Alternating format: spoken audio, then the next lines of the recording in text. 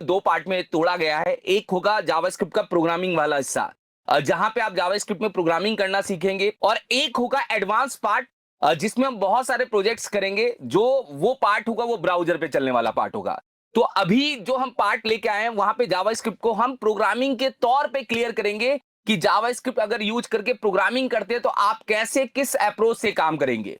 तो चलिए स्टार्ट करते हैं। देखिए यहां पे, देखिए सबसे पहले ये लिखा है कि जावास्क्रिप्ट एक प्रोग्रामिंग लैंग्वेज है, हाई लेवल। देखिए यहां पे लिखा हुआ है कि जावास्क्रिप्ट एक हाई लेवल, यहां से देखिएगा यहां पे पॉइंट ये बना हुआ है कि जावास्क्रिप्ट एक हाई लेवल है, इंटरप्रेटर है, प्रोग्रामिंग लैंग्वेज है। अब मेन जो होती है ये वेब के लिए काम आती है, क्योंकि हम जावास्क्रिप्ट का मोस्टली हिस्सा कहां पे लगाते हैं, वेब का यूज करने में लगाते हैं। मगर आपको ये 3 पॉइंट को बहुत क्लियर समझना है कि हाई लेवल क्या होता है। हाई लेवल प्रोग्रामिंग लैंग्वेज वो होती है जिसको ह्यूमंस क्या कर पाए, समझ पाए, जिसके अंदर जो भी प्रोग्रामिंग होगी या जो भी कोड किया जाएगा वो ज्यादातर इंग्लिश कैरेक्टर के अंदर होता है, जो आप आसानी से समझ सकते हैं कि उसकी मीनिंग क्या है।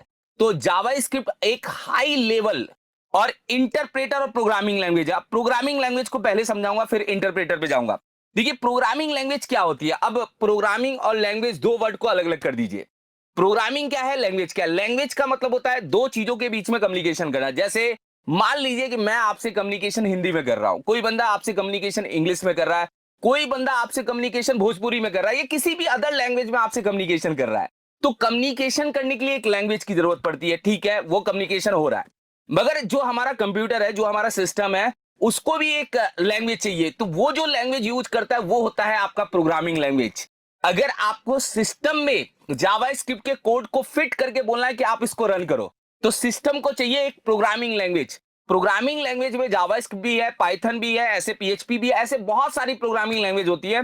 कंप्यूटर को अगर समझाना है कि भैया ये कोड रन करके ये आउटपुट दिखाना है, ये मेरा कोड है, इस कोड के थ्रू ये आउटपुट दिखना चाहिए, तो कंप्यूटर को समझ में आता है प्रोग्रामिंग लैंग्वेज। तो जावास्क्रिप्ट एक प्रोग्रामिंग लैंग्वेज है। हाई लेवल का मतलब है कि उसके अंदर के सिंटेक्स बहुत ज्यादा एक्सप्रेसिव, बहुत ज्यादा कैरेक्टराइज होंगे, मतलब अल्फाबेट्स के फॉर्मेट में होंगे, मतलब ऐसे सिंटेक्स होंगे, ज्यादातर वो आपको इंग्लिश लेटर के फॉर्म में मिलेंगे।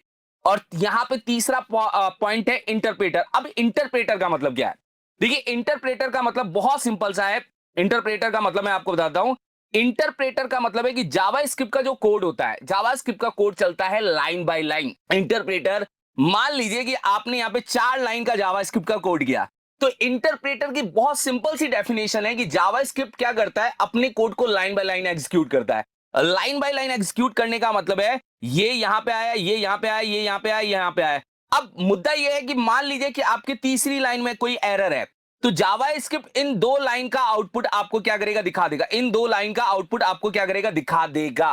तो जावास्क्रिप्ट जो है वो इंटरप्रेटर पे काम करती है। पाइथन भी इंटरप्रेटेड बेस्ड है, वो भी लाइन बाय लाइन कोड को